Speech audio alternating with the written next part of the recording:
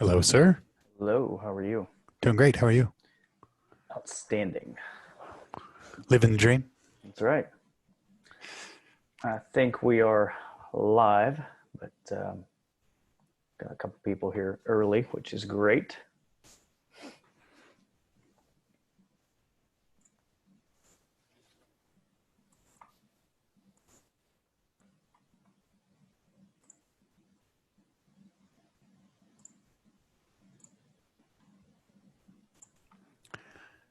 As you promoted me, it booted me off just momentarily and Yeah, reloaded. it will.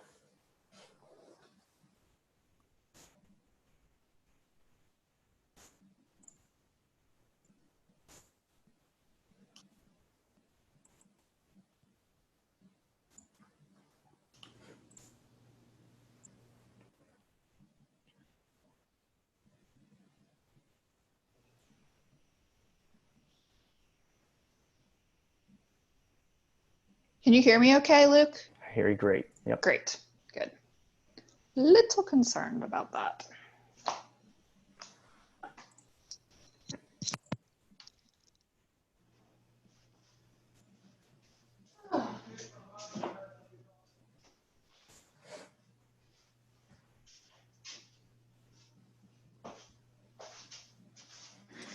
And we are already recording.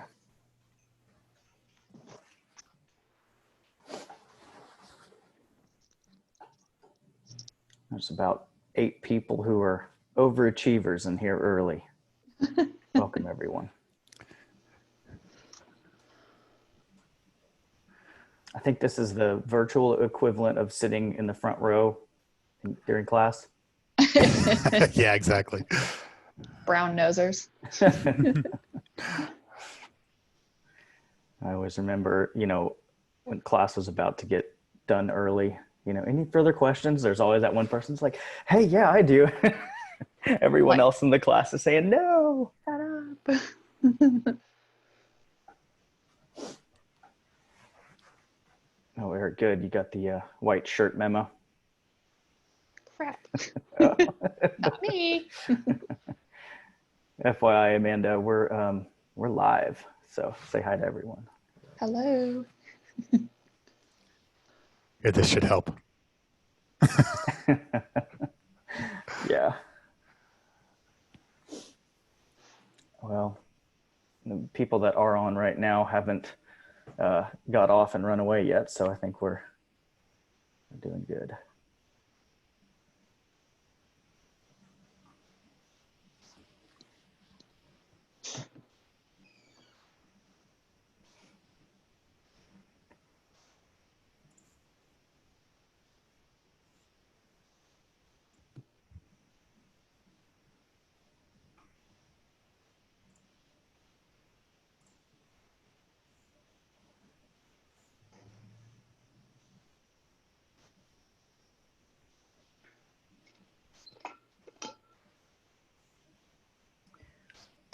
Okay, so you guys should be able to see the introductory slide. Yes. Wonderful. Yep, looks good.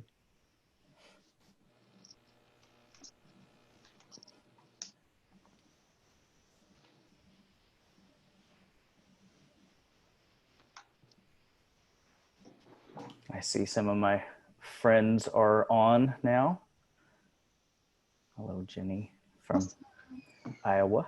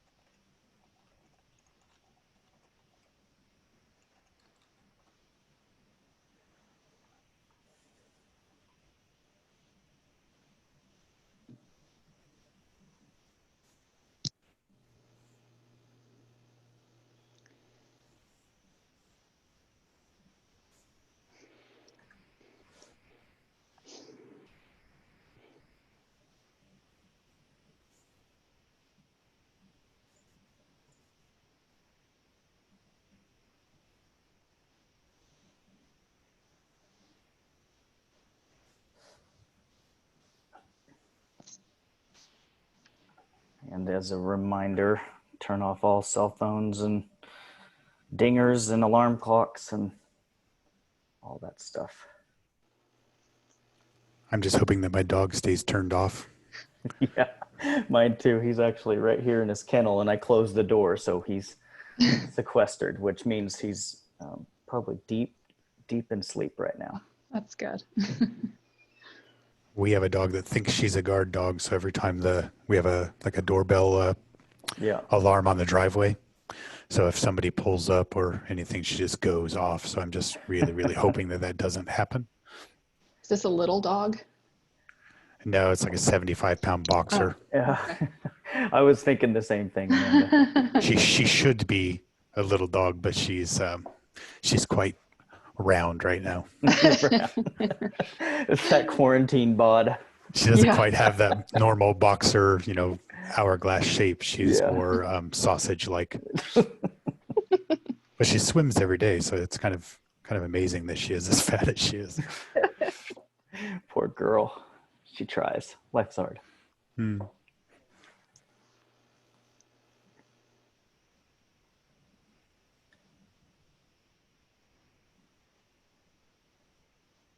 Well, if it's any indication, we're 10% of the way there on attendees. Cool.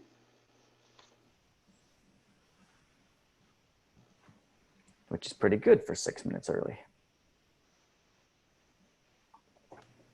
And for a first round, too, that's pretty impressive, I think.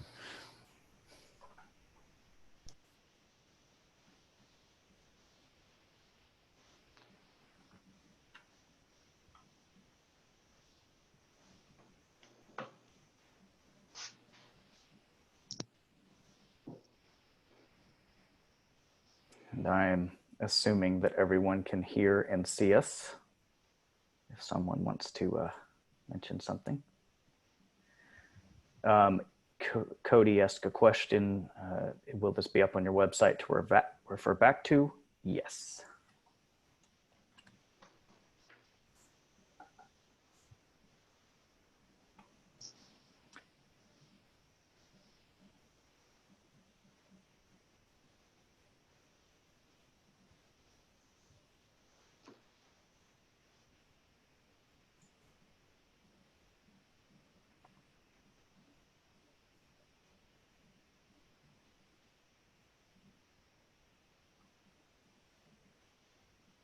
Well, Eric, I forgot to ask you to,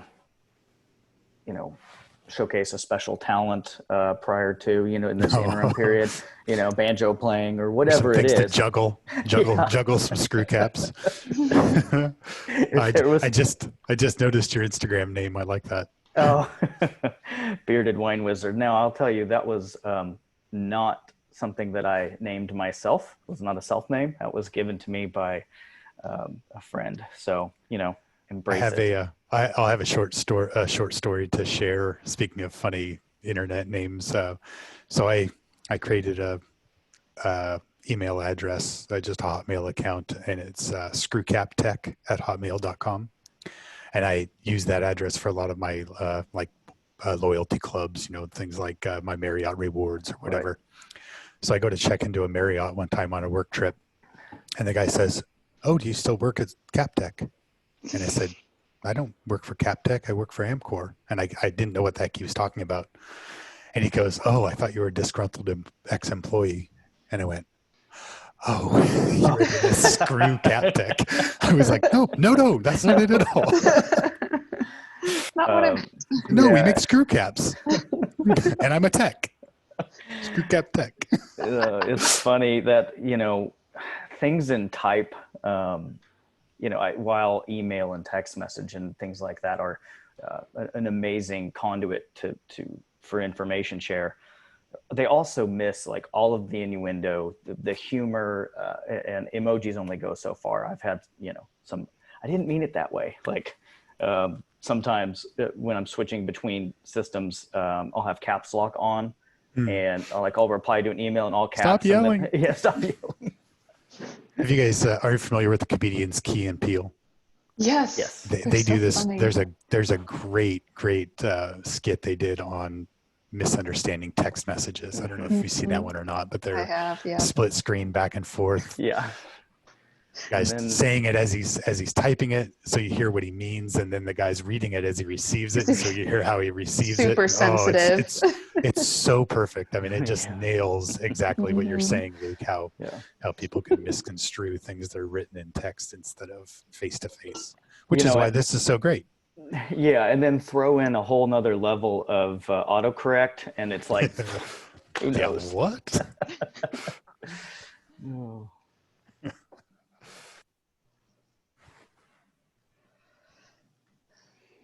Well, we're now, Almost there, getting there. yeah, we're a quarter of the way there. 6.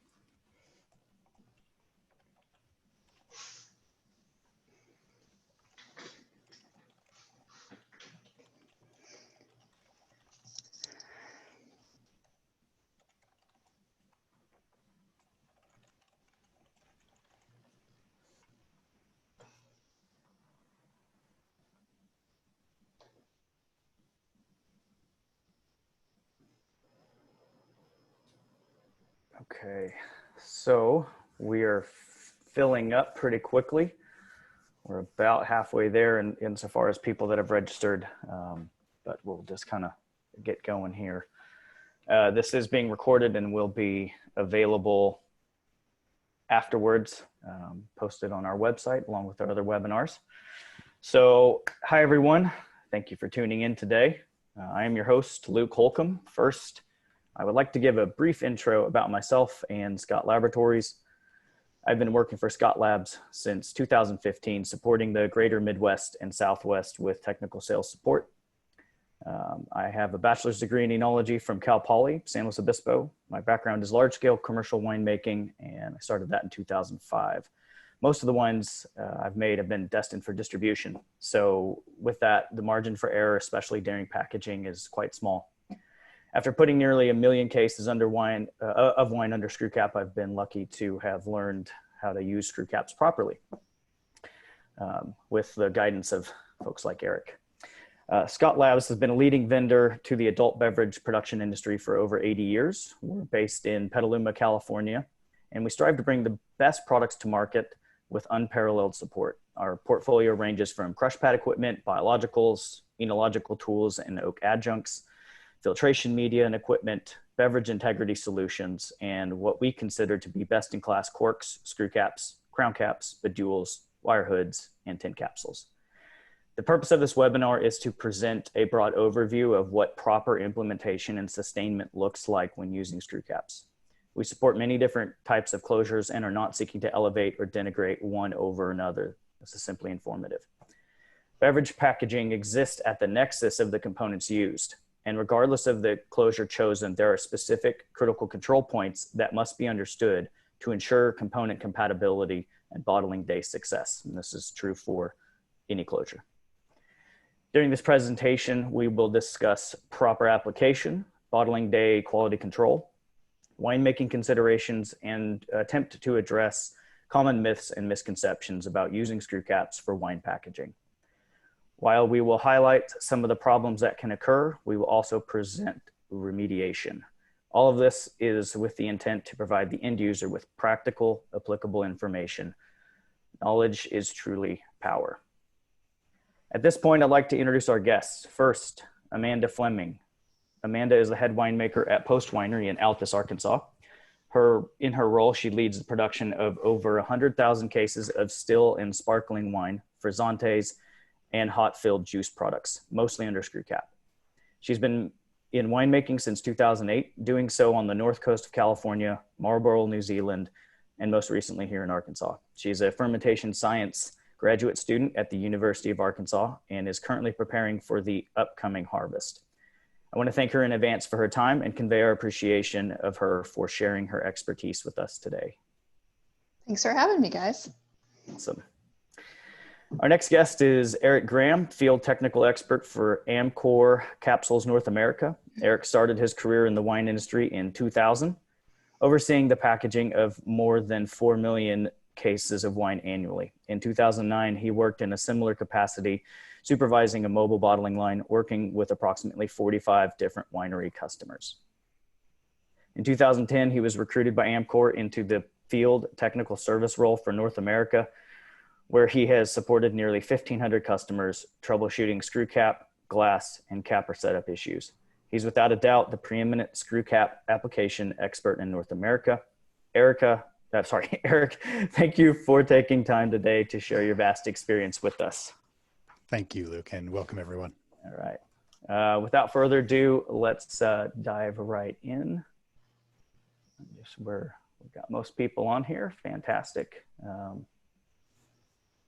Okay, so yeah, Scott Labs Screw Cap webinar, July 2020, how not to Schrute it up.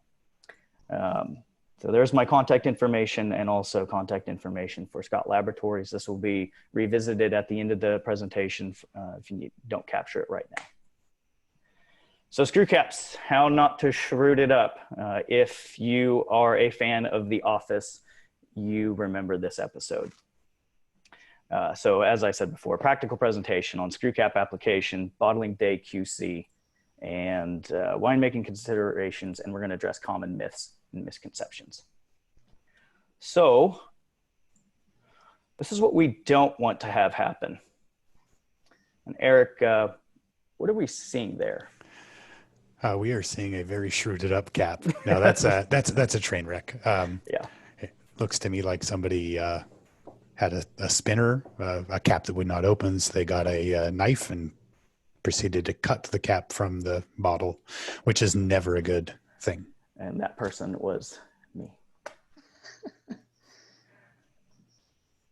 Okay, so real quick, I'm going to throw up the screw cap triage list. This is not an exhaustive list. It is not in order of importance necessarily. This is available. I can send it to you, and I have hyperlinks in it. It goes to the individual products and all that kind of thing. We're not going to delve deep into the tools necessary. Just going to cover them generally, and Amanda and Eric are going to help. And Eric, what is this called? That is Taming the Screw, but we refer to it as the Bible. Yes. It's a very, very great reference. Yes, absolutely. So, yeah, I have mine right here. So, and I'm sure Amanda and Eric have theirs within close reach. So, myths and misconceptions. Screw caps are only used for value-priced wine. I don't believe that. I think that is a scary story that we tell ourselves in the industry, that all the consumers think that it just means cheap wine. And I think that is changing nowadays, slowly but surely. Also, that screw caps cause reduction. We had a question about that earlier, and we're going to dive into that a little bit more. But it's kind of a topic for another day, but we'll try to address it very generally. All screw caps are the same, perform the same, and apply the same. Amanda, has that been your experience? No, not at all. Eric? Now, there's definitely some known differences from manufacturer to manufacturer. Even though they're intended to work with on the same bottle finish, there are definitely some differences between manufacturer. Yeah, absolutely. That's been my experience as well. So consumers don't like screw caps. Amanda, has that been the feedback that you've gotten? No, I mean, they're super convenient, and more people are moving to screw caps, those who consume. It's just easy and the wines are good. Right. You know, and I think one of the purposes of this webinar is to give everybody the tools and knowledge and the resources necessary to not only apply correctly, but kind of reach that convergence of proper winemaking and proper application, and marrying those two.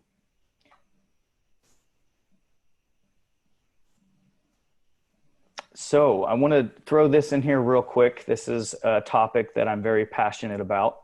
And this actually kind of parlays into the reduction discussion a little bit.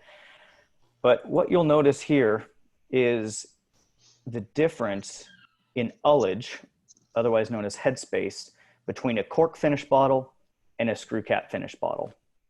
So on the left-hand side, you have a cork finished bottle, and the fill height is what it is, kind of notated there with that bracket. On the right-hand side, this is actually an overfilled bottle, but it has a screw cap on it, and you can note visually the difference with that bracket.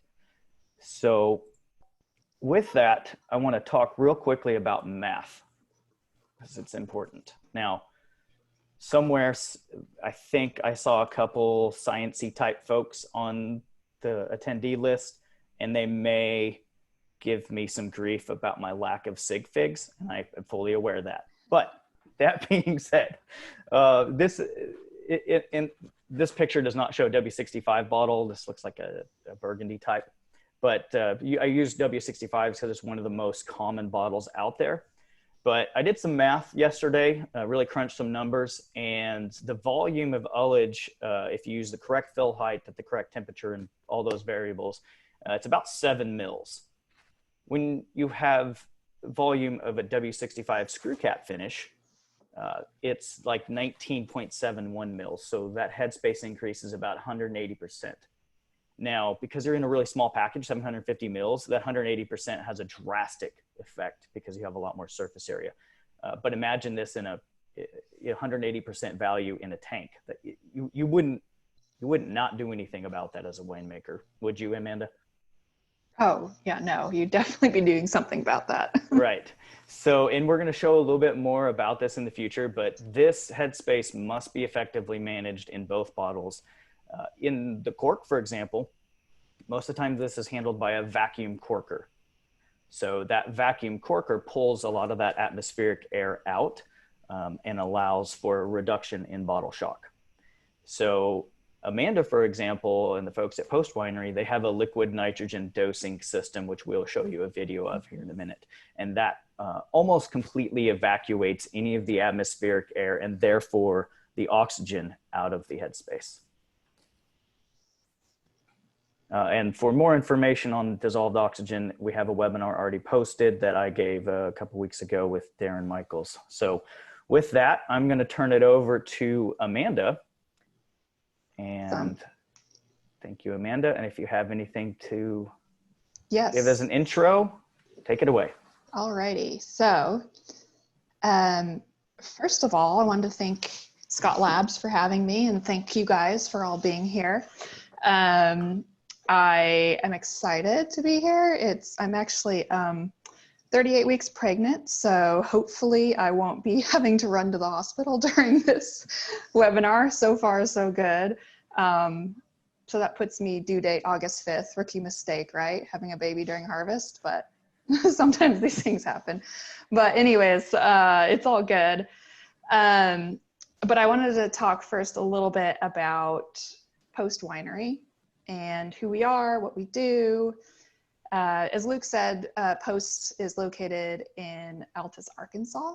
And a little bit of background, it was established in 1880 by a German settler named Jacob Post. And he began the tradition of winemaking and found out that growing grapes here actually works pretty well. So passing it down through 5 generations, here we are in 2020, and Post is still making tons of wine today. They're the largest commercial winery in Arkansas. The grapes that they're most well known for growing and making into wine are muscadine, red and white, and that also is made into pasteurized juice that we sell on site. It's really delicious. I also have to give a shout out. We do produce some Labrusca grapes like Niagara. We also make Concord. And then a fun one that's unique to the Arkansas area. It's a French hybrid. It's called Enchantment.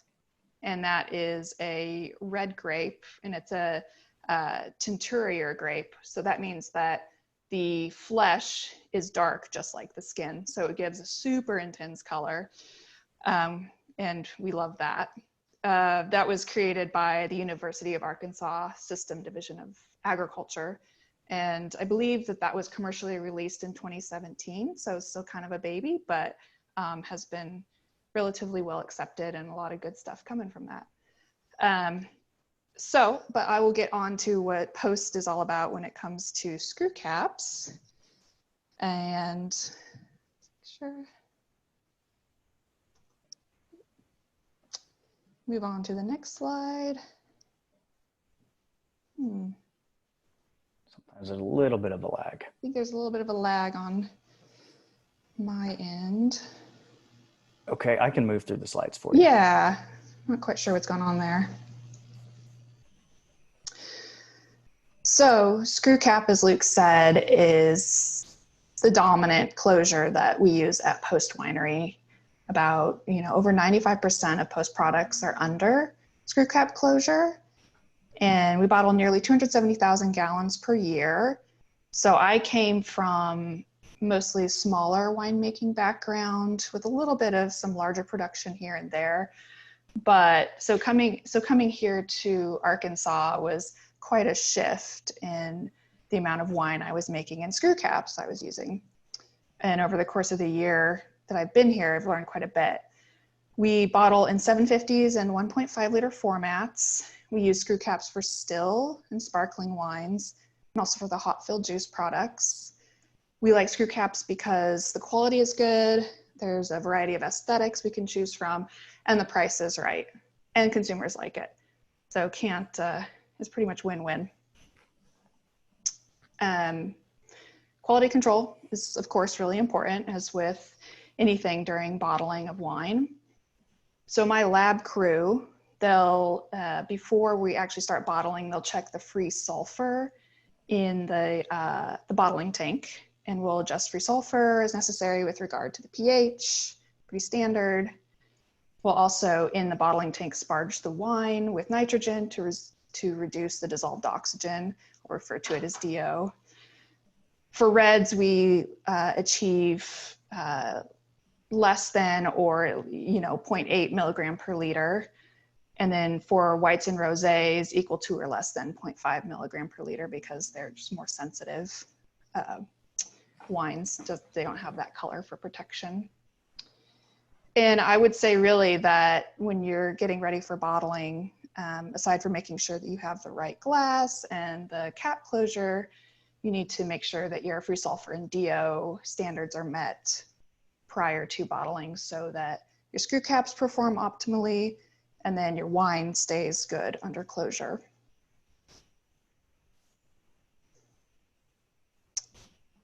Okay, so on the bottling line, in order to continue to ensure your optimal performance, so you've gone through the steps of pre-preparing or preparing for bottling. Now you are ready to go, set up, and you want to double check that first of all, that your cap liners are intact and correct. And so for pressured or sparkling wines, those screw caps actually have a different insert in them. It looks like a plastic insert. And so you have to use those with sparkling wines.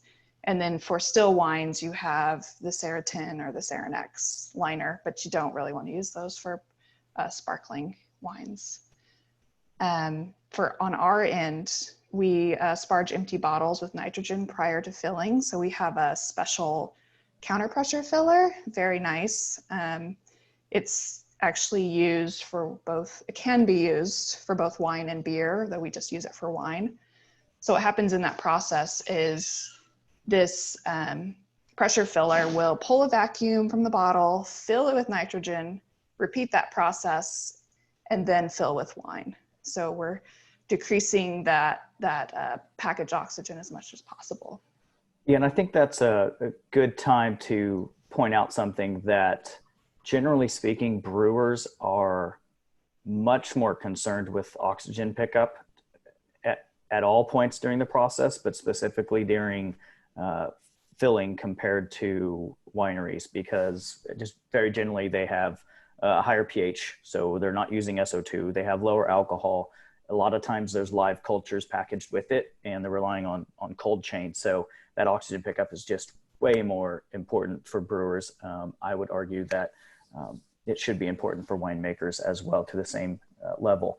But Amanda, real quick, do you think that your continued success in not having reduction under screw cap is due to your careful fermentation management and then fastidious oxygen management throughout the entire lifespan of the wine? Yeah, so fermentation is super important for starting that process of being able to manage reduction and oxidation. Choosing the right yeast for the grape, choosing the right temperature, making sure you don't have temperature spikes or temperatures that dip too low and stress out your yeast. And then of course, having the right nutrient regimen according to the chemistry of your grapes. So, you can really manage that reduction potential then, and then during the aging of the wine in tank or barrel, you're also managing your headspace, sparging weekly, and making sure that when you do movements, anything like that, you're not getting too much oxygen or, so yeah, it's really important that all of that happens prior to bottling. So I think of that as preventative maintenance of your wine instead of being reactionary, where you're there on the line at bottling day and you're smelling your wine like, oh no, it's reduced. And I have done, now I'm reacting to this problem and I can't really do much about it now. So I wouldn't really say the screw caps are the issue there. Right. And Eric, I think there's quite a bit of information about that in Taming the Screw, is there not? There is, absolutely. Yeah. In the author's opinion, there's a supplemental article of his that I read that his philosophy is prepare the wines correctly, and you don't need to rely on the OTR or the oxygen transmission rate of the liner to get good wine. His opinion, it was more the liner choices are more of a crutch to poor winemaking than getting the wines right and then sealing them tight with the Sarantin liner, and then you get not only the flavor profiles you want, but you also get the shelf life that you might give up using a more permeable liner. And then obviously your shelf life is decreased because you're letting more oxygen in, and then you've basically got to get through those wines much faster. So you're giving up. Yeah, that's been my experience as well. Same with Amanda. Like I've put, over 1 million cases under screw cap, and very, very few circumstances have I ever seen reduction. And this is reds, rosés, whites, sparkling, all sorts of things. And it really gets back to fermentation management and oxygen management. But also, if you, generally speaking, if you get a wine reductive, meaning low dissolved oxygen, and you hold it there in the cellar for a good period of time, most of the time those volatile sulfur compounds will exhibit themselves, where they can then be mitigated and remediated. And if you do that correctly, when you put that wine in any closure, crown cap, cork, screw cap, they won't reoccur later. So I think that's kind of about as much as we're going to talk about reduction. Also, I want to take this real quick minute. There was a raised hand. If you could, I would really appreciate if you have a question, just type it in the question and answer box, and we'll answer it towards the end. And there was a question, Amanda. Yes. Yeah. On what level of carbonation is used on the sparkling wines, and I know that depends. And also, is there a screw cap selected specifically for higher pressures? Well, we do so we do frizzante level, and then we do more of your regular like brut and spumante level of carbonation. So that's anywhere from 2,000 parts per million up to 4,000 parts per million. And then as far as I think we just use the same pressure screw cap between both frizzante and our full-on sparkling like brut. I don't know if you want to speak more to that, Eric. Yeah, we do make a screw cap for a 30 by 60 screw cap for a wine bottle, like your typical wine bottle, that is meant for higher pressures than normal still wine. And I'll actually talk a little bit about on that in my piece. But basically, we do have liner options for specific circumstances, like semi-effervescent wines or even semi-sparkling wines, all the way up to about the 6,000 parts per million or 6 grams per liter, or really 6 bar of pressure is the max. Right. And Post was actually, as far as I know, the first winery in the United States to put sparkling level like 6 bar under screw cap in the United States. But anyway, so you can see, I'm going to start this short video, which shows the liquid nitrogen that Amanda uses there at Post Winery. So we'll play this here.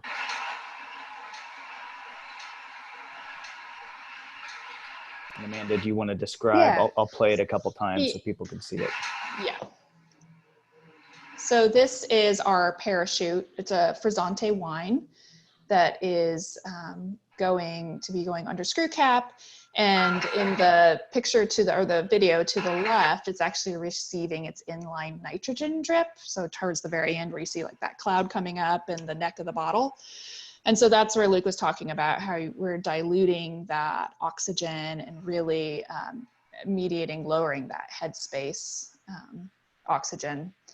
After that inline drip occurs, then that second video on your right, it shows the caps going on. So we've got a 4 head capper, move along at a decent clip, and yeah. Okay. Awesome. And this, you're using liquid nitrogen. Yeah, using liquid nitrogen. Yeah. Eric, have you ever heard anybody using liquid argon by chance? Not very often. When I was at Laird, I had one customer that used liquid argon out of 45. Yeah, I've never seen that. Yeah. Just nitrogen. I don't know if everybody understands, but just very briefly, one of the interesting things about liquid nitrogen, when it hits liquid, it expands 700 times its volume from when it transfers from liquid to gas. And so that change causes a lot of expansion in the headspace of the bottle. And that's what evacuates all that oxygen and all that ambient air out of the headspace. The only thing you have to be very conscious of with liquid nitrogen is managing the size of that dose so that there's time for that thermal or that expansion to finish before the screw cap is sealed onto the bottle, or you're going to create a bomb. You can create a whole lot of pressure under the cap that shouldn't be there. So there's definitely some training and some challenges to doing it correctly, but it's an amazing amount of expansion just with a little tiny drip of liquid nitrogen. Mm-hmm. Yeah, and so that dwell time and the amount of volume in the headspace, like you have control over that, right? On the doser itself, like with different nozzles and different dose pressure or dose durations, correct? Duration, exactly. Yeah. And obviously the more high tech dosers even have a oh shoot, I just drew a blank on the name. It's a thing that actually is tied to the bottling line speed, so that if the line speeds up or slows down, it will adjust that dwell time and the target, exactly. so that you end up with the same. An encoder is what I was trying to think of, and so that it will adjust on the fly. On the more basic ones, you have to just do your homework. And in your tool lists a couple slides ago, you mentioned having a needle engage or a piercer for typically used for checking vacuum under a cork finish bottle. You can use that same tool, push it right down through the top of the screw cap after it's been applied, and measure the amount of pressure in the headspace at the outlet of bottling. And Amanda's going to talk more about that. The other thing I've seen with liquid nitrogen dosers is there's, I think, maybe one company that has a variable pitch feed screw for the bottles that is timed with the capper or the filler to hit that specific amount of internal pressure, which is super important, for example, in canning. But let's circle back and move on to the next slide for Amanda here. Ooh, more QC, cool. So what we do as well, I'll have my lab person check every hour the following for screw cap integrity. So we've got the torque measurements. And this machine that you see in the picture, this is the exact machine we have. So it just checks torque pressure. You insert the bottle on the base, and then you'll start with removal torque, which is also called skirt slip. And you're actually just slightly just opening up that screw cap to where the skirt breaks free from the top of the screw cap. And so you're looking for specs pounds per inch between 7.9 and 16. And then you're gonna check the bridge break. So where you're able to open the bottle or the screw cap. And specs again are the same as removal torque. And then reverse torque is where you'll actually just close that screw cap and strip out the thread. So you'll you'll go the opposite way with the screw cap, and you want the pounds per inch to be at least 4 values higher than the bridge break value. And then that ensures that your screw cap is actually working properly and sealing, and that really overall you have good integrity of your screw cap. So we'll check all heads. We have 4 heads, so we'll check all 4 heads every hour. I mean, you might think it's time consuming, but not really. It's actually better than the alternative where you have, you go back and you find out that your screw caps aren't threading properly because you get a consumer complaint, but then you don't have the proper records to show which head or at what time these problems started occurring.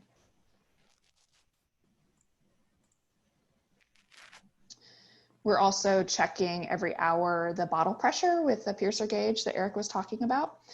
So this piercer gauge you can use on cork, but it also works just fine with our screw caps. And for still wines, you're looking for a pressure in that, that ullage area of 1 to 2 PSI. This is at room temperature. And then for sparkling wines, 1 to 3 PSI, again at room temperature. Oxygen content is also crucial to check. So my lab crew will measure the dissolved oxygen, and we've got our DO meter. This is actually a picture of our DO meter, a nifty little guy. So as I mentioned before, we want our whites and rosés under 0.5 ppm and our reds under 0.8 ppm. And then if you have the capability, you can check headspace oxygen with your piece of equipment and total package oxygen, but I believe that takes a little more of a complex piece of equipment. For us, checking DO every hour on a bottle or 2 is been sufficient, and we haven't had really any oxidation issues. Our wines go to market, we pick them up. A couple years later, I open it up off the shelf and it's still fresh and fruity. And yeah, exactly what we want in our wines. So. Awesome. One quick thing I want to point out, the piercing gauge is sleeved, this particular piercing gauge, for safety, but also for repeatability. So it tends to go in the same spot on the bottle every single time, which is for any sort of analysis or quality control, the more repeatable you can be, the better, because it'll yield more predictable results. Also, one point to note on the dissolved oxygen probe, If you don't have one and you're looking to buy one, I always say to take a look at the size of the probe and whether or not it can actually fit down inside the bottle, the bottleneck. So that's. Yes. Ooh, okay. Aesthetics and messaging. So I love the way screw caps look. I love that you can, put all different sorts of designs on it and have all different sorts of colors, going to unified, being able to see the screw cap vendors with their like rainbow array of colors is always really fun. I'm really big into colors. So, but the, aesthetics, as we know, all of that, it sends a message to the consumer. I think that these wines pictured here, the red Moscato, the Strawberry Fields, and the Parachute, their design on the bottle, but also on the screw cap signifies fun, light, fresh, fruity wines. They're all sparkling. So you can see that, like on one of the red caps, you can see the bubbles. So it's really fun that you can customize them that way. Screw caps, as we know, really easy to open. You can take them to a picnic, park, out to the river. You don't have to worry about having a wine key. There's nothing more disheartening than you bring your wine with a cork and you have no wine key. I've been seeing more single varietals and blends at higher price points that are under screw cap. And that's always really interesting to see that and taste those and find out that they're quite good. Screw cap, I think, as Luke had said in the past, there's been this myth that it can mean lower quality or it's only for value priced, economic wines, but that's simply not the case anymore. And it's easier than ever to find good quality for value under screw cap. And it's what the consumer is looking for, especially nowadays. Yeah, and so highlighting that the red cap on the Strawberry Fields, I think it's the easiest to see the artwork there. It shows the effervescent nature of the wine. And then a little fun fact is, if you remember the Scott socks from a couple years ago, which was one of our best forays into the swag world, in my opinion, it was actually part of that screw cap was part of the aesthetic inspiration for our Scott socks. So the world has gruity. All right, so I'll go over some issues I've experienced with screw caps. And really, these issues are because of just, overlooked maintenance on the line. As long as your line is maintained consistently, your bottling equipment, you really shouldn't see these issues. So one of them is a loose skirt, and that signals an issue with your torque. And so you will immediately check individual capper heads. And Eric will talk more about this in detail. I've also experienced missing threads. So where the top of the screw cap goes on, you really want like at least 2 full threads. And sometimes I've seen screw caps where there's only 1 full thread or like even like a partial threading. And so you're definitely going to have leaking, and that's very time consuming to fix and costly. So you immediately want to check your capper parts for wear. And then this is an aesthetic issue, but it's the birds beaking, and it's caused by excess side pressure from the crimp rollers. And it just looks like just like a little bird beak coming from the profile of the screw cap when it's actually applied to the bottle. It just looks kind of funny, but I don't think it hurts the integrity of the seal. So those really 3 are just the big ones I've seen. And that about wraps it up on my end. I just wanted to I wanted to thank, first of all, Amcor Flexibles and Scott Labs for helping with hosting this and all their knowledge. And like they were talking about, Taming the Screw Cap is a great manual for referencing, for understanding screw caps and the bottling line equipment that goes with it. Before I leave, I just want to highlight that we have a picture on your left of Post Muscadine. We've got white, blush, and red.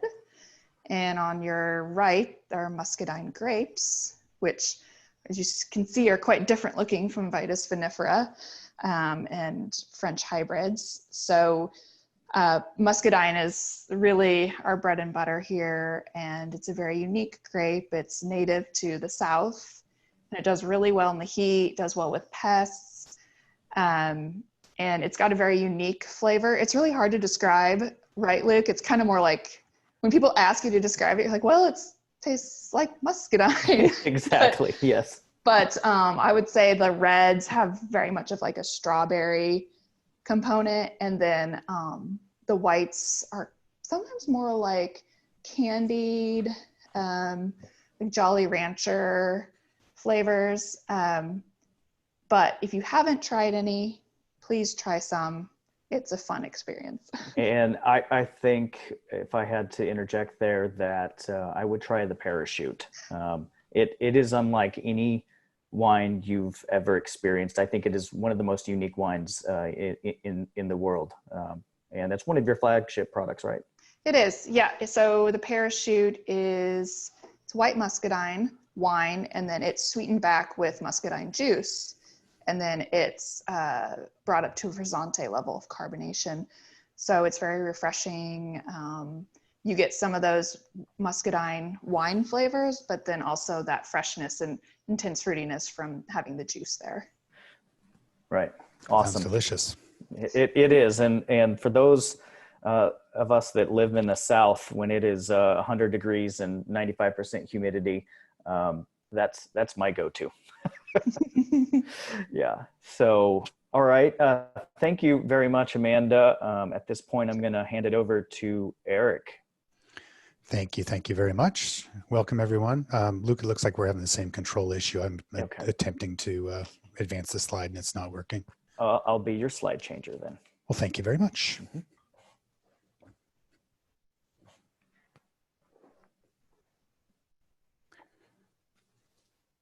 So I don't know how many people are familiar with the Stelvin name, but we tell people that Stelvin, when it comes to screw caps, that we are the Kleenex of screw caps. It's the brand name that people oftentimes refer to for the screw cap, especially used in the wine industry, and that is our brand name. It's Amcor's brand name, or their trademark for their screw cap for wine. Today's goal is to just give a really brief overview of a few things, challenges, things to pay attention to when using screw caps on your wine, and trying very hard not to fall down that rabbit hole and make this presentation be way too long. So the point to go away with, though, is to know that there is expert help available through Scott Labs or Amcor, and that it's nothing to fret about. These issues are rare. When things are right and you've done all of your checks and all your pre-work, the chance of these things happening is very low. Most of the time, your bottlings are going to go very well and you're not going to run into these things. But we're going to touch just briefly on kind of what causes some things and why there is sometimes a need to make adjustments to cure these issues. So one very nice thing about this type of screw capping or this type of closure is that it is a very visual application. And as long as you know those key points to be looking for, without even doing torque testing or any of the other stuff, basically just critically looking at the way the cap has been applied to the bottle, you can tell so much about your setup and application before you've even attempted to open the cap. And that makes it very nice and very easy to troubleshoot even remotely in these crazy times that we're living in. With a picture like this of the entire screw cap from top to bottom, I can tell you pretty much everything you need to know about the setup of your capper just from this one picture. So then if you have an issue, those issues are also relatively easy to troubleshoot with some experience and with some repetition of seeing these things. In the beginning, for me, it took a while because you might go 3 or 4 months of bottling before you run into an issue. And by then you haven't had the reps to really remember what the proper plan of attack is. And so for me now, I tell people that I'm in an immersion program, but it's not a second language, it's screw cap. I'm assisting so many customers almost daily that this stuff is just so second nature to me. It's really to the point now where I feel like I've pretty much seen it all. So this picture here on the left, I'm going to cover some nomenclature, but also point out a couple things on this pic. So the very top of the bottle where it says top and redraw, you can see that there's kind of a ring formed into the top of the screw cap. If you compare that to the same cap before it's been applied over in the top right corner of the screen and compare that top corner, you can really see the difference pre and post application. What that redraw is doing is it's wrapping the liner around the outside radius of the top of the bottle, creating a top and side seal, instead of just pushing flat down on the liner and compressing it against the top sealing surface. It's actually kind of getting pinched between that outside radius and that ring that's formed into the top of the cap. And what that does is that helps the liner control oxygen in and out of the bottle. We're able to more closely mitigate oxygen getting in and out of the bottle, creates a nice tight seal. As the cap is being applied to the bottle, the way that the capping heads work is the capping head pushes down on the top of the bottle, creating that redraw. And while the liner is held in compression, the cap is then formed around the threads that are already on the bottle. By forming good threads and capturing all the thread on the bottle, that's what holds that liner in compression, and it's where your seal comes from. So as long as you have the proper amount of downward pressure and then a good thread formed, you're going to have a good seal. All the stuff under and all these other defects that we'll get into here in just a second, most of them have no effect on wine quality. They're either an aesthetic issue or just a mechanical issue that doesn't really affect the wine, which is great. I'm going to move on to the next slide. So very briefly, just so people understand, the 30 by 60 screw cap in a wine application is intended to go on the GPI 1680 finish bottle. And the nice thing about that finish is what happens is all the glass manufacturers, no matter where you're buying your glass from, have a standard to follow. That being said, the capping head is expecting certain critical dimensions of the bottle to be in a specific place on the bottle. So if those control points are out of spec, it may cause a need to adjust the capping heads to the position of those critical points because they're not where they belong. When your glass is consistent and your heads are set up consistently and properly, the tolerance of these critical points moving up and down on the bottle or larger or smaller in diameter, those movements are small enough that the capping head can compensate, and it doesn't typically require it to make an adjustment. But if you have something kind of on the fringe and then you get bottle variation thrown into the mix, that's when you start to see cuts and other defect. The first one we're going to talk about here is the S dimension. Sorry.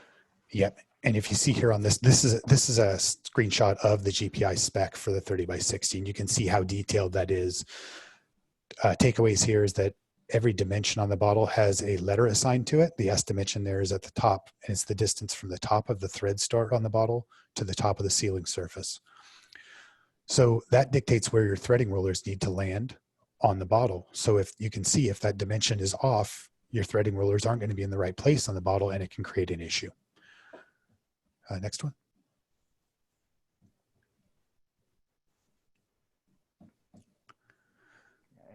Animations, yep.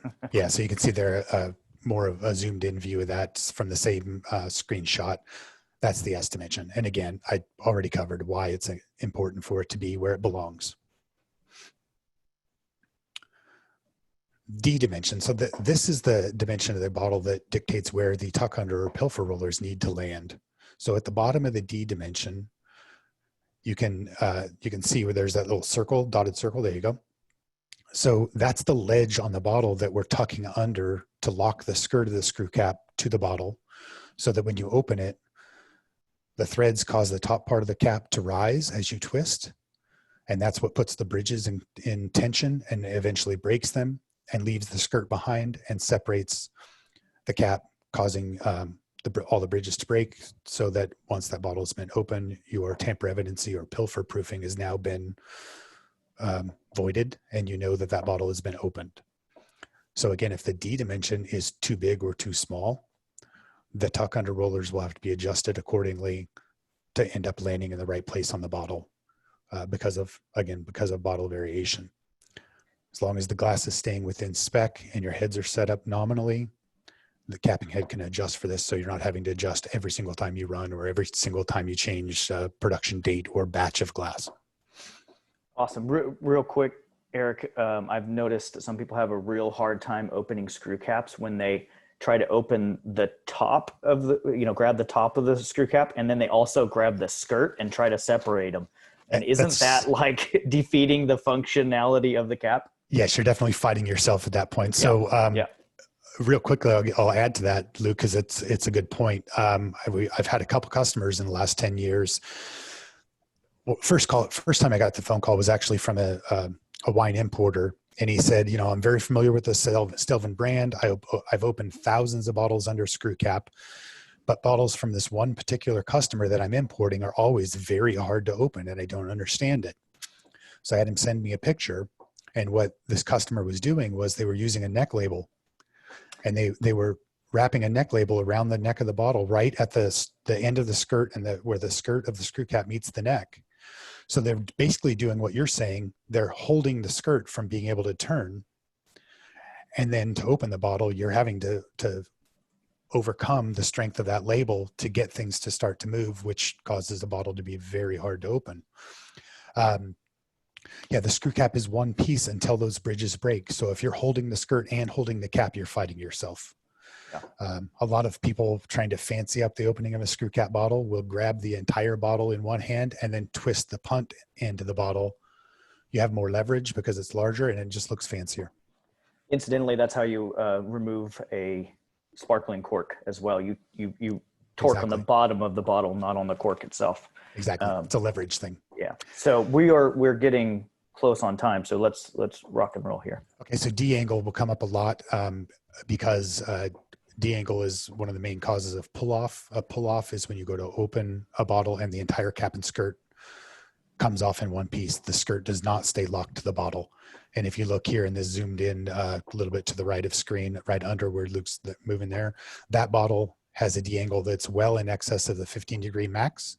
So no matter how well you apply that screw cap, when you go to open it, the cap is going to reform itself right up and over that ramp that is formed by the excessive D angle.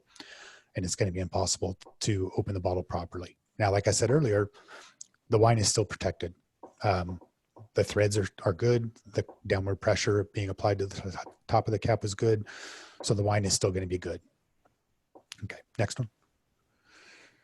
We talked about difficult opening, the K dimension.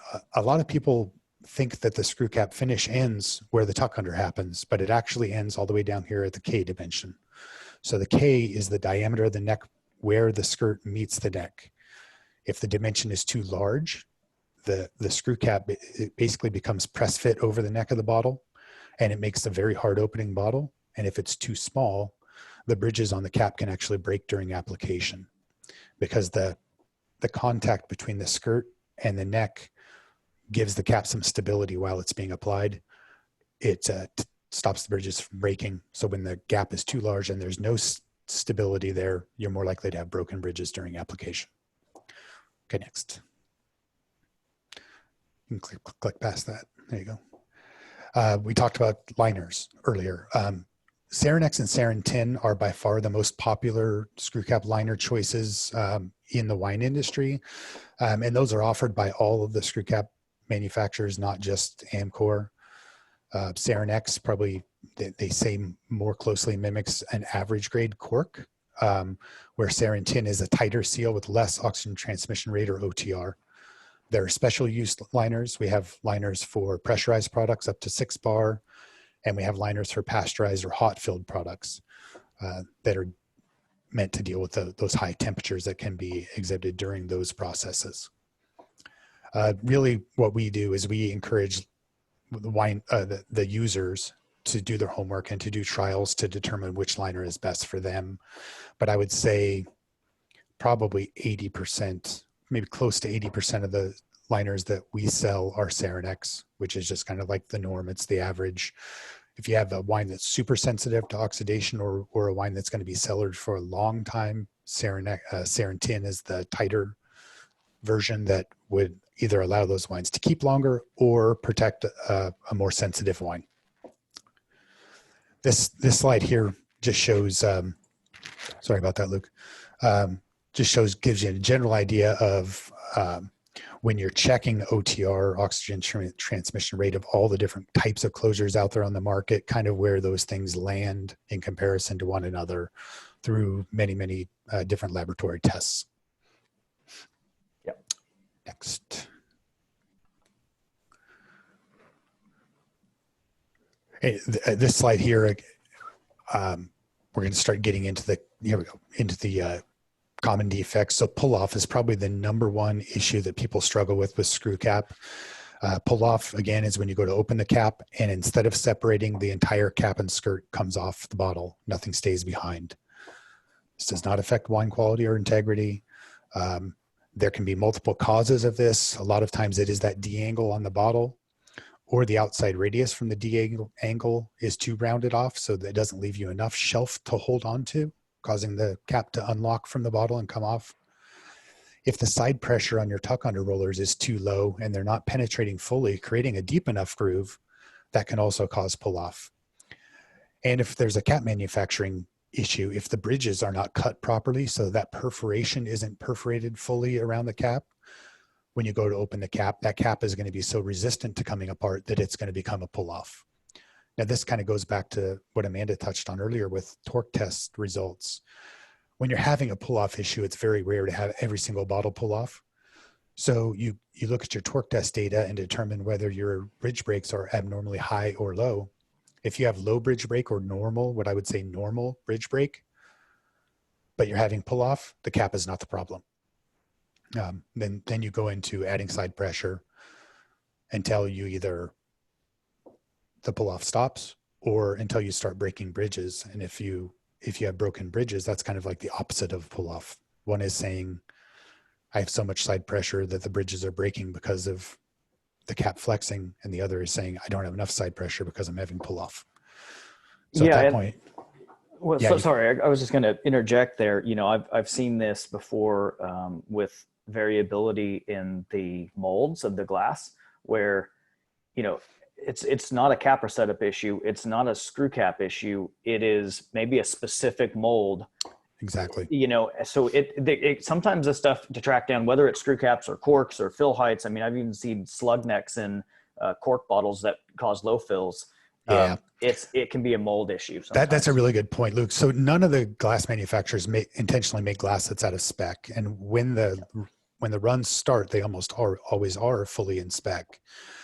That D angle actually comes from dirty molds typically. As the molds get dirty, the graphite that they use to lubricate the molds starts to fill in the sharpest corners on the mold. And as that sharp corner from the neck to the D angle starts to get rounded off, that angle gets out of control. So that's typically what happens. And because they're manually swabbing most of these molds, all it takes is the guy swabbing to get overzealous one time to cause a mold number to go out of spec for several bottles. And they may not catch it in their QC process because it does kind of burn off and it may actually recover slightly. So when we see a pull-off issue, a lot of times we can track it back to cavity number. You're absolutely right. And or timestamp on the bottle. Yeah, and that kind of gets into a conversation I don't want to have at this point. But like, if you ever want to understand why there's variability in glass, call your glass supplier and arrange a trip down to the absolutely the manufacturer. And I do want to say one thing real quick, coming from the proactive winemaker side. If you do have a new mold you're bringing in, I would suggest, getting a couple samples of cases of the glass, having your screw cap on hand, and then just running that glass as a dry run through your bottling equipment, making sure that you have all of the right equipment. And, don't do that the day before. Do that like a couple months before if you can, or a few weeks before. Absolutely. Yep. So we're going to try to pick up the pace a little bit. Yep. Spinners. So we mentioned that when Luke was showing the shrouded up cap at the very beginning. So a spinner is when you go to open the cap and the threads fail before the tuck under fails or before the bridges break. So now you have a cap that just spins and spins and spins on the bottle and will never open until you get out your knife and you completely cut the cap away from the bottle. Yeah. Spinners are a horrible thing to send out in the market. And this is where the reverse or strip torque test that Amanda mentioned comes from. So if you're doing that torque test routinely, you're doing a visual inspection and you see that the bottle has a complete thread, a well-formed thread, and you do the reverse torque test and the reverse torque is significantly higher than your bridge break torque, then there's no reason that this bottle should ever become a spinner. Yeah. As you open that bottle, the bridges get pulled on. If the bridge break is lower than the bridge strength or the thread strength, they should always break before the threads strip out. So there's just no reason for that to be a huge issue. And that is your safety net or your guarantee that the bottles that you're running are not going to become a spinner out in the market. And this is one where there's no issue with wine quality, but you're definitely going to hear about it from the consumer. Absolutely. Yes, it's probably the one that people get the most bent out of shape about. When a consumer can't get to their wine, they have to get a knife out to cut the screw cap off. Yeah. They get very upset, and obviously they throw in the safety concern. You know, I almost stabbed myself while I was attempting to pry this excessively heavy material off the top of the bottle, yada yada. So yeah, we don't want to go there. So there's a test for that. Right. Broken bridges. So one thing that people don't commonly understand about screw capping is that a lot of the success of screw capping comes from the way the cap is being supported by the bottle inside it. So if your bottle is on the very small side, allowing the cap to flex a lot while it's being applied to the bottle, you're more likely to have issues like broken bridges. So the only thing you can really do to reduce broken bridges is to reduce side pressure on your pilfer or tuck under rollers. But you're kind of in a box there too, because if you reduce them too much, then you can create pull-offs. So it's one of those things, you shouldn't have pull-off and broken bridges at the same time, because reducing the side pressure enough to cause pull-off, you should not still have broken bridges. Another thing that can cause broken bridges, in addition to excessive pressure, is excessive tilt in the top of the bottle. So if you think about it, if the entire top of the bottle was tilted, the entire cap has to tilt with it, but the bottom of the skirt where it meets the neck is trapped.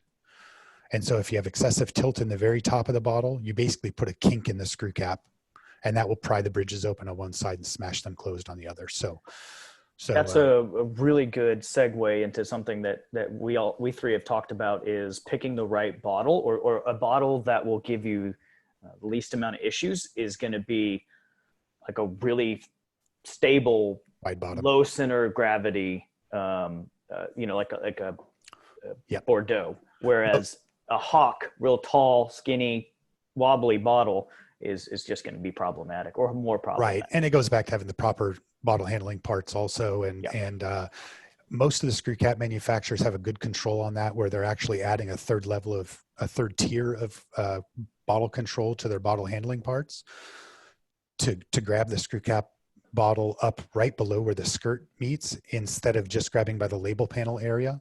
If you have a tall reverse taper bottle and you're only grabbing by the label panel area and you're trying to run at high speed, there's a very good chance that you're going to end up having centering issues that can absolutely cause broken bridges and other issues. So that's packaging component compatibility that we talked about earlier.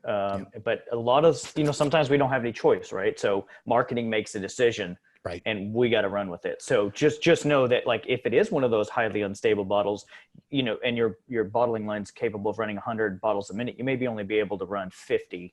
Yeah. Successfully. Do your homework. Yeah. Exactly. So if you're having one of these issues and you slow down and the problem goes away, it's absolutely a bottle control issue. Awesome.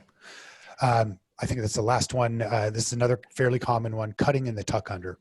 So I mentioned earlier, and Amanda mentioned, that when you're doing your visual inspection of the screw cap, you should have 2 full turns of revolution in the threads, which means that the tuck under rollers also made 2 full turns around the the bottle while they're forming that groove into the skirt. So theoretically, even if one roller was too high, you should have a cut all the way around the cap, like on the cap on the right. But realistically, when we see cuts in the tuck under, they're more like the blue cap there, where there's just a little, maybe 1/4 inch long cut, and it's not every time, it's random. Fortunately, the fix is still the same. So the height of the tuck under rollers has to be low enough for the aluminum material to tuck under that ledge on the D-angle on the bottle, being pushed in by the tip of the tuck under roller, but without getting pinched or you basically have the same effect as like a pair of scissors or shears work. If there's not room for the aluminum to pass between those two hard points, it's going to cut. So the fix is to lower the tuck under roller slightly, just until there's enough room for that aluminum to tuck through that gap without getting pinched. The severity and the frequency of that cut is going to be your guide on how big of an adjustment to make. So the blue cap on the left, you might only go down a 1/12 of a turn, just a tiny amount, right, on both tuck under rollers. The one on the right, you may have to go down a 1/4 turn, gotcha, maybe even a 1/2 turn. So again, make small adjustments, equal adjustments until the problem goes away, and pretty easy fix. So again, I mentioned it's a very visual application. I'm going to recap a little bit. So if you start at the top of the cap and work your way down, you see the redraw at the top. There's that nice ring formed into the top of the cap. That's telling you that the bottle is centered, that you have the right amount of top load pressure pushing down on the cap. The bottle was centered under the capping head. You go down into the threading area. You can see the thread start of the bottle showing up through the threads on the bottle. And if you go from there and you trace that thread around the bottle down to the end, that's exactly 2 turns of thread. So that even tells me that the machine height was correct, because if the machine height was too high, you'd have a short thread. If it was too low, you'd have excessive thread. You look at the bridges, none of the bridges are broken. There's no puckering of the material between the bridges. They're not torqued over or on the verge of breaking. Everything looks nice and clean. You move down to the tuck under groove.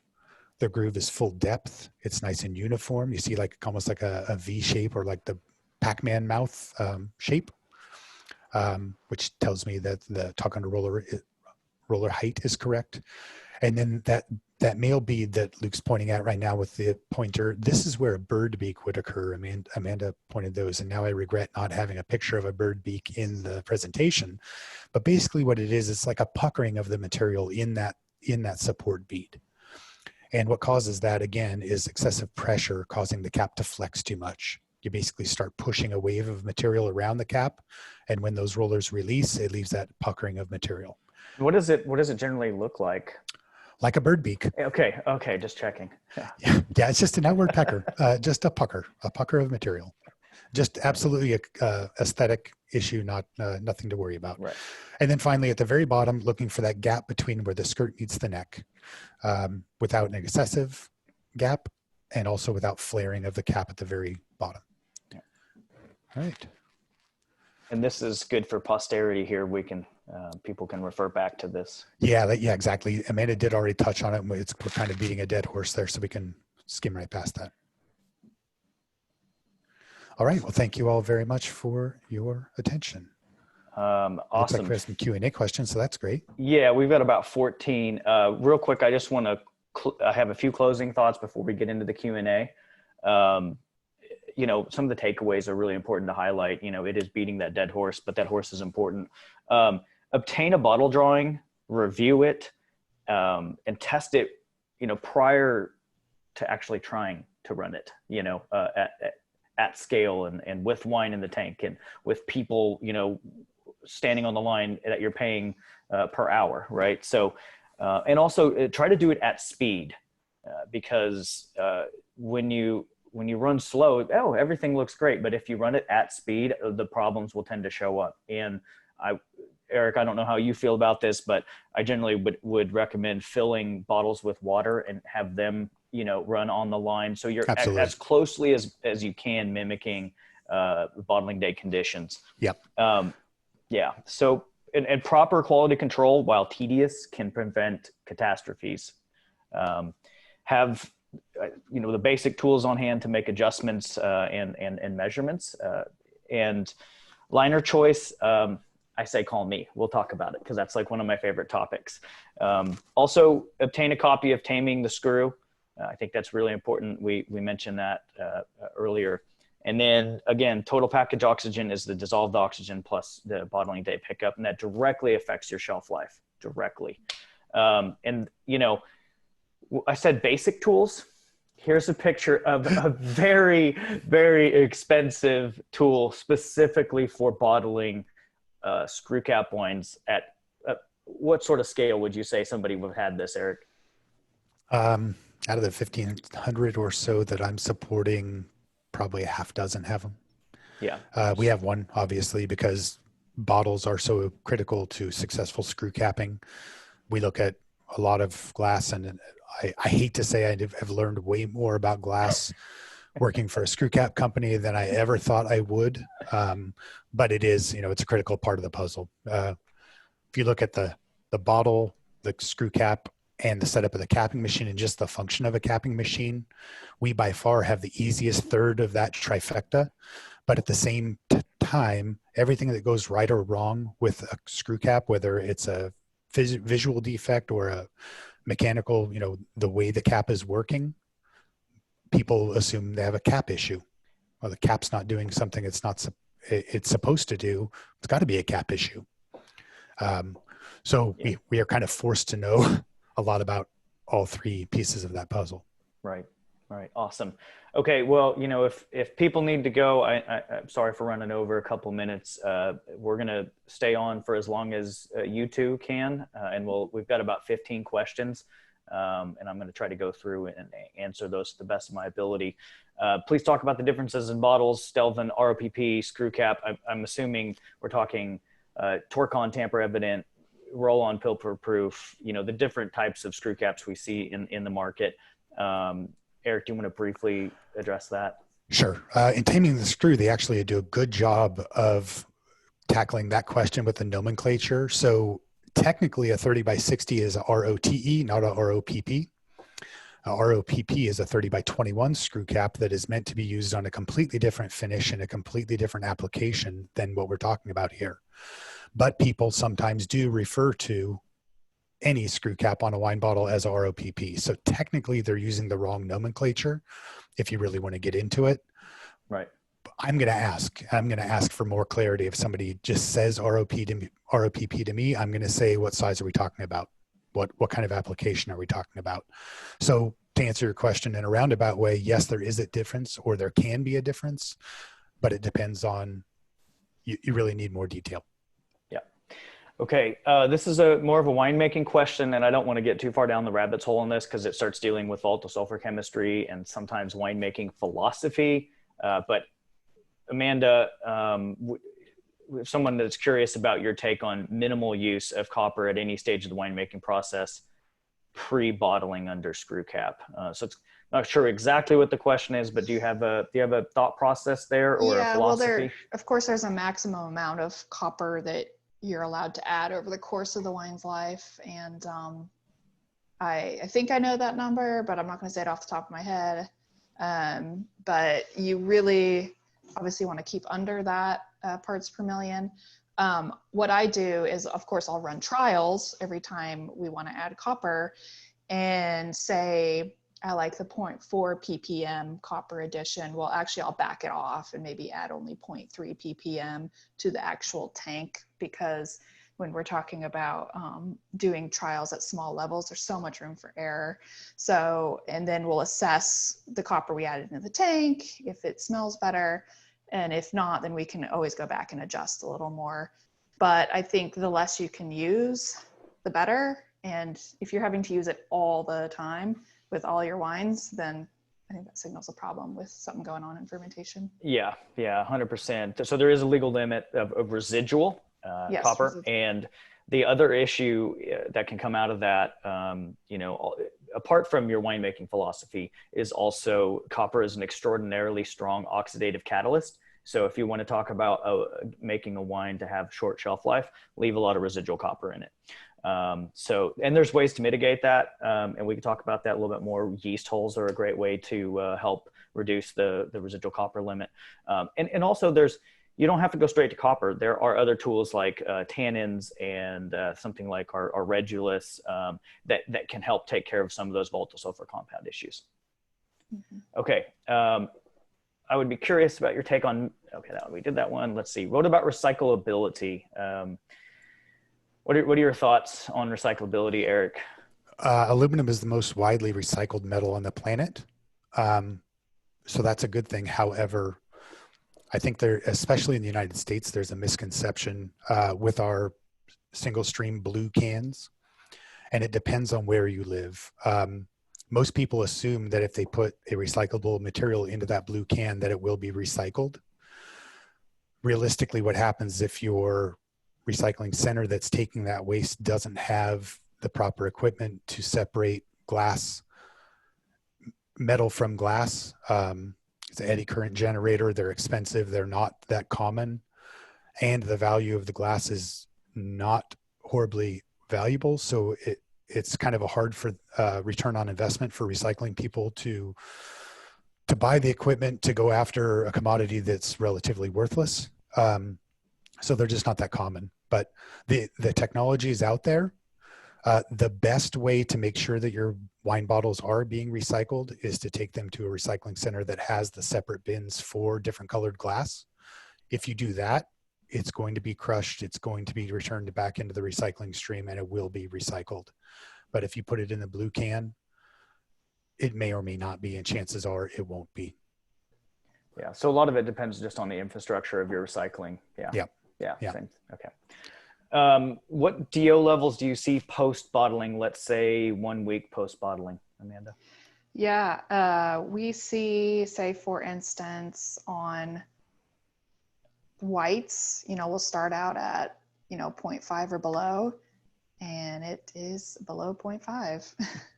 So yes. I'm not seeing any increase because we're really managing our pickup on the line as well, and we've got that good bottle filler too that helps sparge a lot of that DO. And having the inline nitrogen drip helps immensely. Yeah. With that DO. Absolutely. Yeah. It's really a combination of, are you flushing your lines with inert gas prior to starting? What sort of filler do you have? What brand? How is the filler valve designed? Does it flush once? Does it flush twice? Does it pull a vacuum? I mean, there's, do you have leaking? Are they leaking? Yeah. Right. A lot of things, but when you're doing it right, I've historically seen total package oxygen downstream less than 1 part per million. Thereby, the SO2 depletion post bottling is usually less than 5 parts per million, and that it stays that way. I mean, for a long time. It's a very, very low gradual decline of SO2.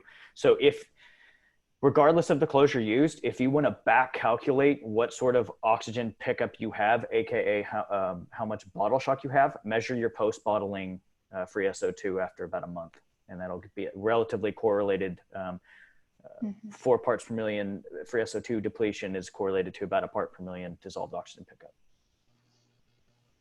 Okay. There's a couple of people that are smaller wineries and they're sparging with nitrogen manually.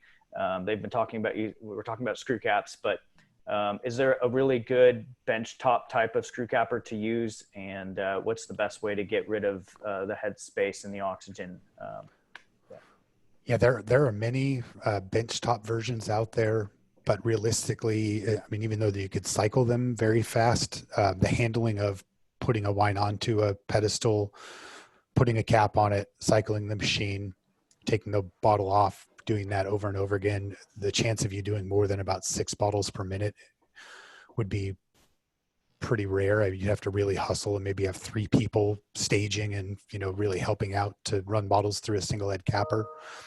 I've done small bottlings before offline where we were using the filler online to fill bottles, running them past a liquid nitrogen doser and setting a screw cap over the top of the bottle so that once the liquid nitrogen continued or was done expanding, the cap sits down on the sealing surface and we assume would create a seal and stop oxygen from being able to get in there. And it worked just fine. even though the capping part of the process was very slow. I mean, it took us all day to do 200 cases, but we were able to do it. There are many, many different brands of cappers out there. I would suggest if you were going to go that route, to get one of the well-known brands, so that if you do grow up into buying a capper that goes inline, that you can use that capper that you already have for offline testing and doing these pre-bottling tests or dry goods checks.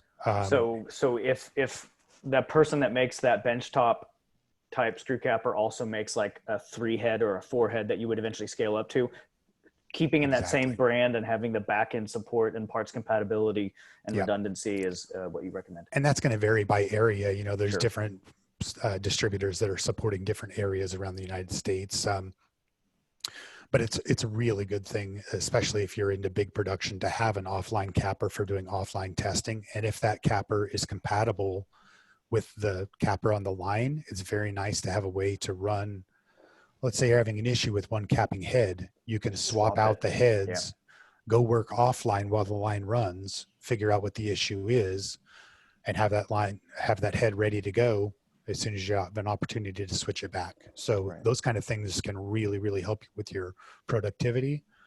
And it's something that I don't think a lot of people think about when they're thinking about offline testing. Yeah. Also, I'll take this. We still have 70 people online, down from a little bit, but if you guys want to hop off and send in questions, info@scottlab.com is a great way to do it, or just call the office and we'll handle it from there. That way, you know, if you got to go, you got to go. We understand. So the second part of that question was, what's the best way to rid oxygen in the headspace? Well, I think primarily it would be some sort of liquid nitrogen. If you're on the micro scale, I understand that it's not going to be an option. So a little bottle of argon, I think, is probably the direction that I would go. Also, I do have some small customers that they choose a liner like the Sarin 10 liner instead of Sarin X, knowing that they're not going to treat headspace. Yeah. And that can help a little bit. But I really do think we discussed this the other day, that headspace DO and headspace oxygen probably equate to more oxygen in the total bottle package than the OTR choice of the liner. Yeah, I agree. A lot of this is about dissolved oxygen and stuff, but the sake industry uses screw caps with less material remaining on the bottle after opening the skirt, right? There's no skirt. It's just a tuck under. For the most part. Yeah, so it seems like wine skirt caps leave a skirt just to copy the foil of the cork finished bottle. That's correct. It's unfortunate that extra material is consumed to mimic tradition when screw caps could continue to make new traditions. This is an interesting point. But are there technical differences between the sake screw caps and wine screw caps, specifically liner things? Yeah, there are. There's a couple things that are different, and a lot of people don't realize that the glass finish for a short skirt cap, like the one used on a sake bottle, a 30 by 21, that finish was designed for alcohol and other products that aren't sensitive to oxidation. So there's no room for a redraw on the top. So those caps are applied by pushing straight down on the top. You're only getting a top seal. So it's not the ideal finish for a wine. It can be done. There are people that do it anyway. Like there's a Gallo bottle out there I've seen quite a bit that has a 30 by 21 finish and cap on a wine product. Shelf life, I would imagine, would be diminished, and it's just not the norm, but it can be done. It's kind of one of those situations where, like, can it be done? Yes, but there's a reason why almost nobody does it. Exactly. Yeah. Yeah. The other thing about a long skirt cap is not only does it give you those design options, but it conceals the headspace that people, clue in on. If you see all that headspace, because there's no cork filling that normal area where the cork would be, the bottles kind of look like an underfill. Yeah. And so people not knowing that there's actually regulated volume might steer away from that bottle thinking that it's underfilled. Right. So that actually dovetails into another question, was what would be the harm of increasing fill height in order to decrease O2 in the headspace? That's if you don't have any nitrogen gas first flush or something like that. That's a very good question. And I'm glad that it came up, because headspace volume in a screw cap bottle is critical because of thermal expansion of the wine as it goes out into the world. So typically wine bottles are filled around 20 degrees Celsius or 68 degrees Fahrenheit. If you don't have that gas headspace above the wine, as the liquid expands from thermal expansion, that creates pressure under the screw cap. If the headspace is too small or the bottle is overfilled, that pressure spikes much faster and much higher, and your chances of having leakage goes up exponentially. Okay. Let's dismiss that one. Who sells torque testing equipment? I believe that was it an Yamada or Yamada that was shown in this presentation? It looked like that. Yeah, but there's quite a few different many manufacturers. So let's just punt on that one, and if you have questions, follow up afterwards, and we can send you a couple links. But it's they're used in all sorts of applications, so they're very common. This is an interesting question. It's a good one. How does different slip agents in the cap affect the torque, and can it affect the seal pressure? I'm not sure exactly what they mean, but I think maybe slip agents like maybe potentially water or wine on the top of the bottle, maybe causing torque issues. Luke, if you look at the inside of the screw cap, it has what looks kind of like a gold anodizing on it. Okay. That coating does have a slip agent in it. Gotcha. And the reason it's there is twofold. One, it helps us during the drawing process or stretching the cap from a flat sheet into a cylindrical shape. Without it, the aluminum would blow apart. But we can order that internal varnish with more or less slip agent. Our goal is to have a cap that's easy to open. There is actually no upside to having a cap that's hard to open. It might give somebody more secure feeling, but realistically, there's no effect on how well it holds onto the glass, but it does affect how it slides across the glass when you're twisting it open. So yes, there's an effect. We really only use one, and ours is proprietary, and it happens to be slipperier than some of our competitors. Okay. Let's see here. What's the best and safest way to remove the skirt of the cap from the bottle? I think we might punt on that one. Just be careful. There are pros and cons of reusing glass. If it's already been ran through the capper once, it can be damaged. So without very close inspection, I don't know if I want to get into it. We use a piece of equipment to do it for testing. That has a foot pedal, so there's no hand knives involved. But there are also techniques that I've seen used by many people using a utility knife. But anytime you have a sharp blade in your hand, and there's risks involved. Yeah. Another question was I have about dissolved oxygen. I understand the need to check DO throughout the life cycle of the wine to prevent reduction.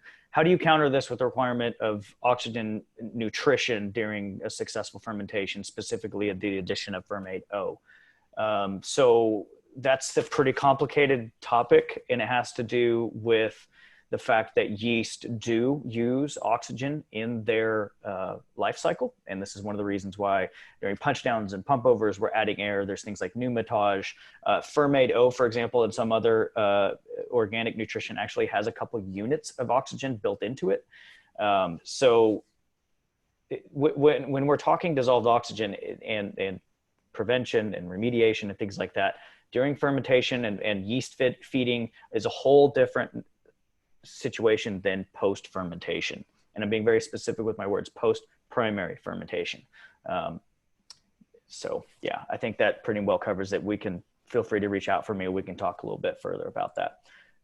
Somebody uses CO2, and I'm assuming CO2 gas for headspace management of the bottles. One of you want to handle that one? On what are the pros and cons? The pros can be creating excessive pressure in the headspace that shouldn't be there, and a higher likelihood of leakage. I don't know anybody doing it personally. Yeah. I don't know why you would. They used to call it, I think, snow dropping or snow capping, I think is what they call it. But from an inert gas standpoint, remember that CO2 is highly soluble. So you can get those changes in internal bottle pressure and potentially leaking. And it's generally not the recommended gas to use, argon or nitrogen, due to their low solubility. And if Right. you've got a still wine, and if you're, I don't know, adding too much, that could change the mouthfeel perception. Okay, two more. What's the proper way to increase or decrease opening torque? That's a big question. It depends on which torque you're talking about and why it's high or low in the first place. Best case scenario is you've done your homework, you've verified your top load or your vertical pressure, so you know that when your capper's at running height, that it's applying 160 kilos of top load to the bottle under it. That's the spec is 160 kilos plus or minus 20 for a 30 by 60 screw cap. So hopefully you've done that. You've verified that your side pressures are in the spec, 7 to 14 kilos in the working position. If you've done those things, and let's say, Amanda mentioned earlier her range for torques, which I don't necessarily, those aren't what we prescribe. The range dictated by SETI in Europe, which is like a committee that provides specs for screw capping manufacturers, are 6 to 24 inch pounds, which is a huge range. I'm not going to be so concerned about getting sixes or even, in the high 20s if I know everything else is where it's supposed to be. And there's consistency from head to head. At that point, I know that it's just a material issue causing that. It may be the slipperiness of the internal varnish. It might be a pronounced seam going up the side of the bottle through the threads that the cap is kind of gouging into. It might be, I mean, there's so many different things that can cause variations in torque. But what's important is that all the heads are reacting similarly. If you notice that head number one is giving you a drastically different result than all the rest, well, that is your time to clue in on a variation in a torque, because that tells you, hey, something's going on with that head that is different than the rest. Obviously, that's a little harder to do on a single head capper because all the bottles should be reacting the same. So it probably becomes even more important to verify all of those other settings to make sure that they're right. Awesome. Any other final thoughts, Amanda or Eric? No, not really. I don't know if we want to address this last question. The last question is a complicated one about a QC program for dissolved oxygen and on and on. Okay. So okay. I will handle that offline. So awesome. Excellent, guys. Thank you very much for your time. Thank you, everyone that's still on the line. Yeah, awesome. Really. All right. Wonderful. Thank you very much. We'll see you next time. Okay, bye-bye. Bye.